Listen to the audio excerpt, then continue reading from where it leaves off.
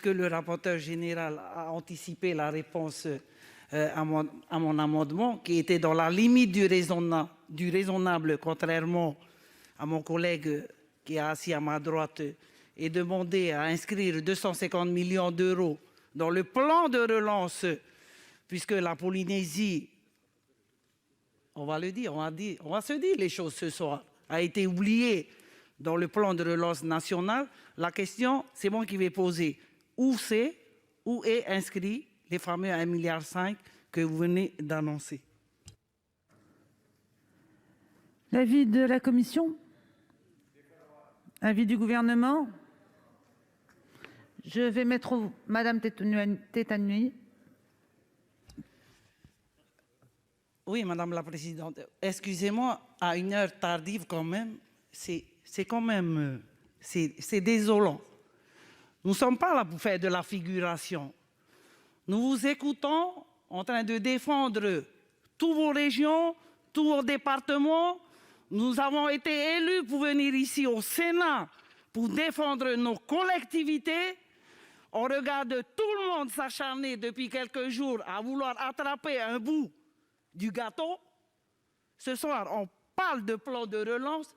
Ce n'est pas nous qui sommes venus claironner dans nos collectivités. Vous aurez droit à une part du gâteau dans le plan de relance national.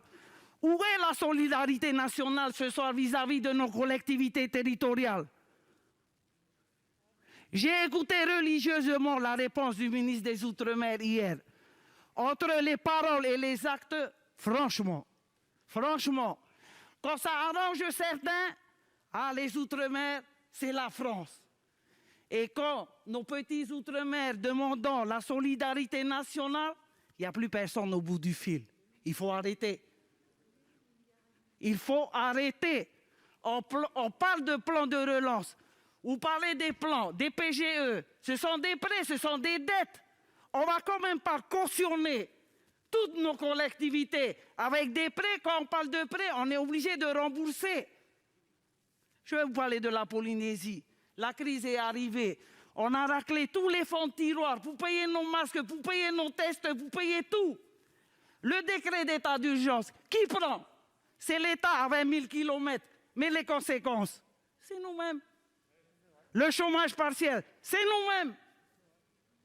On n'a rien demandé à quiconque.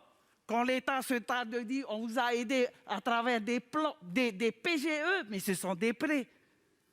Ce sont des prêts. Alors excusez-moi mes chers collègues ce soir, même s'il est un peu tard, mais non, je ne veux pas accepter ce qui est en train de se passer ce soir. Qu'est-ce que c'est 250 millions dans un plan de relance de 100 millions d'euros? De 100 milliards d'euros. Qu'est-ce que c'est? Vous voulez qu'on parle? Vous voulez qu'on parle de la grandeur de la France? C'est dû quelque part à nos collectivités outre-mer. Excusez-moi. Parce qu'on a payé le prix fort aussi pour la grandeur de cette nation. Nous sommes fiers d'appartenir à cette nation. Mais à un moment donné, quand vos enfants des Outre-mer appellent à la solidarité, il faut aussi savoir répondre merci. Je vous interromps, la parole est à Monsieur Lurel.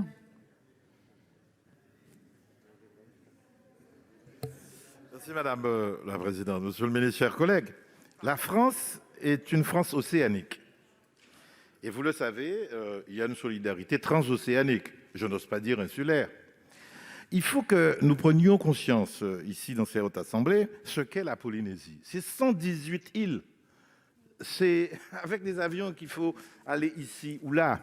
Je rappelle, le président Chirac avait voté une dotation globale d'autonomie de 150 millions. Aujourd'hui, c'est à 90 millions. Et j'entends ici ou là, la sécurité sociale, l'assurance maladie, c'est eux qui assurent. Et c'est vrai que dans le 1,5 milliard, je ne vois pas la couleur de la Polynésie. La Polynésie, c'est quand même un territoire plus vaste que l'Europe. Il faut que nous soyons conscients de ça. Et ce que donne, si j'ose dire, l'autonomie, ce qu'ils tirent de leurs propres ressources, ce n'est pas suffisant pour un développement structurel. Et donc, au-delà des votes, je demande de la bienveillance ici pour la Polynésie française. Bien, je vais mettre aux voix cet amendement 271 qui a reçu un double avis défavorable. Qui est pour? Qui est contre?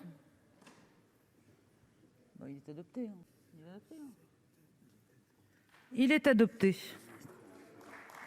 Monsieur le ministre, vous souhaitez... Madame la Présidente, je sollicite une suspension de séance.